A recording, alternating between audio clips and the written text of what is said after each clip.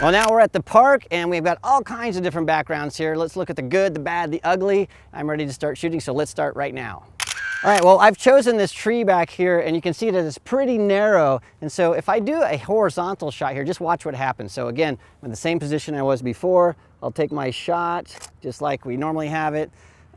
Doesn't work so good. So on the right side, we have all that nastiness. So what I can do here for this background to make it work is I'll just take my camera and make it a portrait instead of a horizontal shot. So Lex, look right at me again. Now look at this. Now we've totally simplified that background and that works. So sometimes the solution is just rotate your camera and you're gonna get great results. All right, let's continue the quest for good backgrounds.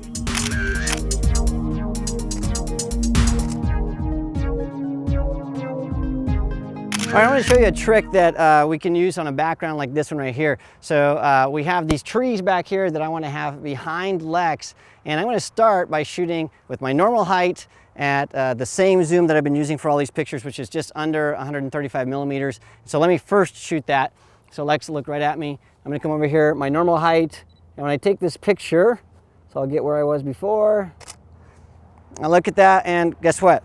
I don't have a great background. What I have is just sort of a tree stump and some green above her head. So what I need to do is really pay attention to the background. And if I lower myself, what's going to happen is that's going to change where that tree lies behind her so I can get more of that behind her head. So I'm going to do that first. So I'm going to come back over here where I normally am. And now I'm going to lower my point of view and we'll take this shot.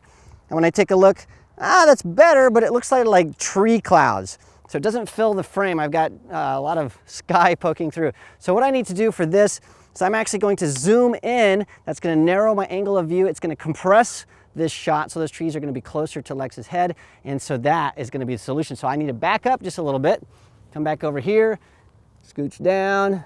I'm looking through my lens to see if I get everything the way I want it. And now I have the shot exactly the way I want it, and that's what works. So scooch down, zoom in, narrow your angle of view, compress that shot, and you're gonna get great results.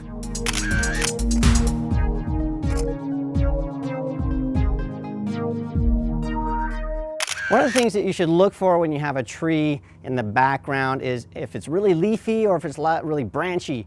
So the one we have behind us right now has lots of branches. So even if I come over here and do a beginner mistake, which is just take a picture and we've got sort of these branches growing out of Lex's head.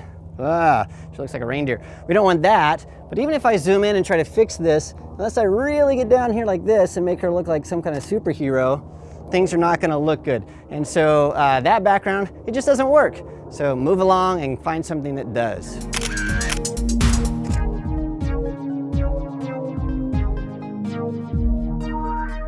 Well, as you can see, different backgrounds, different portraits. Make sure you pay attention to those backgrounds because they really change how your photos look.